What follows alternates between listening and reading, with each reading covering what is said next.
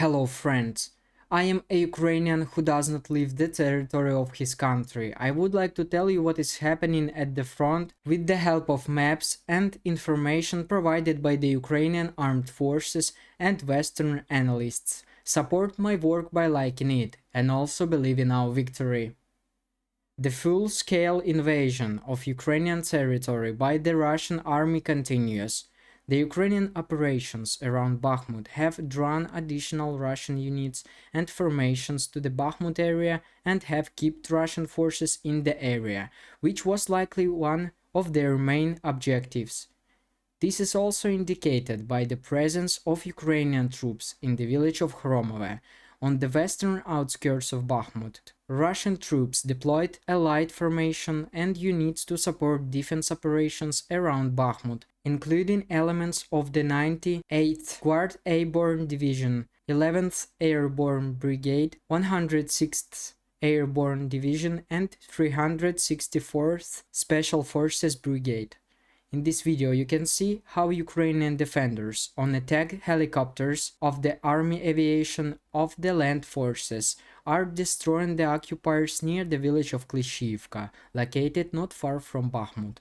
This is another working day of the 12th Separate Army Aviation Brigade, named after Major General Viktor Pavlenko. At least half of the settlement is fully controlled by Ukrainian forces.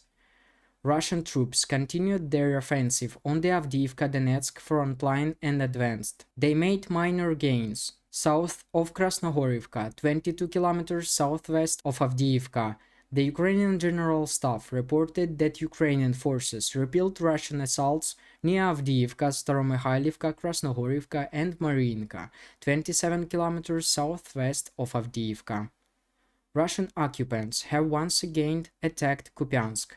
In the Kharkiv region, the invaders launched guided aerial bombs at a blood transfusion center. The shelling resulted in casualties and injuries. Russian troops continued offensive operations northeast of Kupiansk, but made no confirmed gains. The Ukrainian General Staff reported that the Russian troops conducted unsuccessful offensives near Vilshany, 15 kilometers northeast of Kupiansk, and Sinkivka, 8 kilometers northeast of Kupiansk. Ukrainian troops continued their offensive along the Svatovo-Kreminna line and advanced east of Verkhnekamensk, 18 kilometers south of Kreminna. Russian troops advanced further of the western bank of the Zherebets River west of Karmazinivka. The fish landing, as the fighters dubbed it, was captured by the enemy in the 20th of July.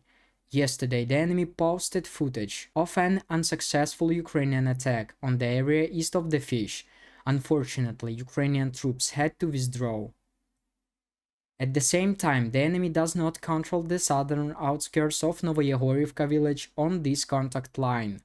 Ukrainian's General Staff reported that Russian troops unsuccessfully tried to recapture lost positions near Staromayorsk, 9 kilometers south of Velika Novosilka, and in the direction of Blagodatne, 5 kilometers south of Velika Novosilka.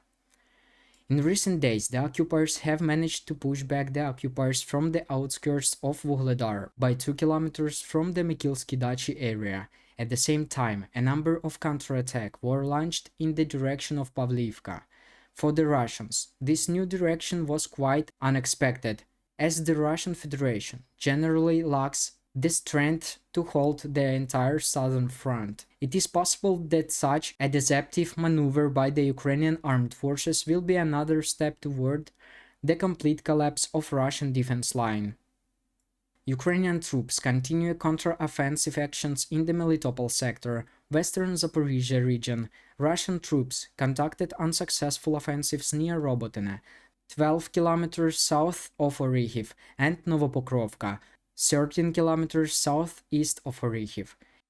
In this video, you can see how east of the village of Ilchenkove, near the village of Robotyne, aerial reconnaissance fighters of the 65th Separate Mechanized Brigade chased down a Russian tank that exploded on its own mine while fleeing.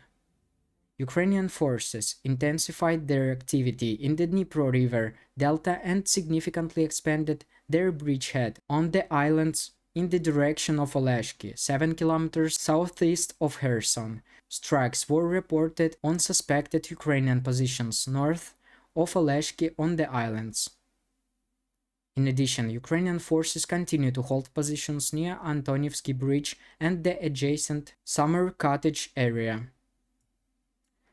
This video demonstrates how military counterintelligence officers of the Ukrainian Security Service destroyed a new portion of Russian equipment and infantry with kamikaze drones. Overall, a lot of Russian equipment was destroyed in a few days, in particular, tanks, a Murom video surveillance system, a platoon stronghold, an air defense system and an infantry fighting vehicle, engineering equipment and ammunition depots were destroyed, firing positions and shelters with 20 Russians were hit.